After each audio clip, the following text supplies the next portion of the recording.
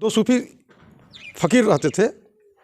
मूसा के पास गए और कहे कि इस पवित्र भूमि पर नमाज अदा करने के बाद आदमी सीधे जो मंदिर भगवान श्री राम का मंदिर था अयोध्या में, जहाँ उनका जन्मभूमि है, ये हम सब लोग जानते हैं कि मर्यादा पुरुषोत्तम भगवान राम जिन्होंने अपने जीवन में एक आदर्श स्थापित किया था और उनके नज़र में ना कोई छोटा था, ना कोई बड़ा था, ना कोई जाति थी और सबको ले करके चलने का, सबको बराबर सम्मान देने का काम भगवान राम ने किया था, जिस मर्यादा के कारण वो सभी लोगों के आत्मा में बस गए। और जैसा आप जानते हैं यह भारत सदियों से गुलाम रहा है।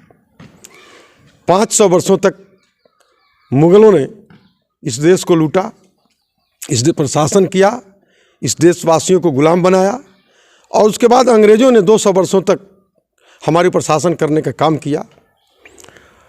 और मुग़ल साम्राज्य जब था उसी समय एक आक्रांता विदेशी आक्रमणकारी बाबर जो आया और अयोध्या के इस महिमा को, भगवान राम के जन्मभूमि की इस महिमा को और उसकी पवित्रता को जान करके,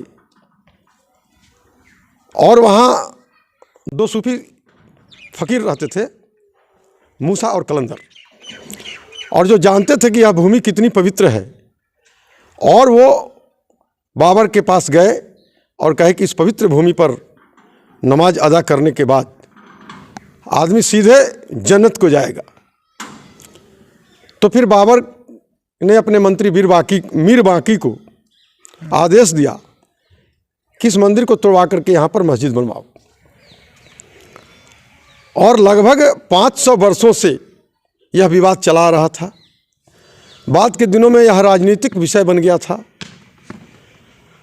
और मुझे याद है भारतीय जनता पार्टी 80 में भारतीय जनसंघ का नया रूप, नया नाम, नया झंडा के साथ खड़ा हुआ भारतीय जनता पार्टी, जिसके अध्यक्ष राष्ट्रीय अटल बिहारी वाजपेयी जी हुए। और 1989 में अयोध्या आंदोलन को भारतीय जनता पार्टी ने अपने हाथों में लिया। राम किसके हैं? आप लोग तो कह रहे हैं राम सबके हैं, लेकिन अभी जो चर्चा चल रही है कि भाई उससे अच्छा हॉस्पिटल बनवा देते हैं। आप लोग जल्दीबाजी में राम मंदिर को आधा अधूरा है, फिर भी आप लोग प्राण प्रतिष्ठा कर रहे हैं। राम सबके हैं, राम बंटे हुए नहीं हैं, सबके हैं। महात्मा गांधी भी सेकुलर थे और महात्मा गांधी भी जब अंतिम समय जब मर रहे थे तो उन्होंने भी हे राम का उच्चारण किया था।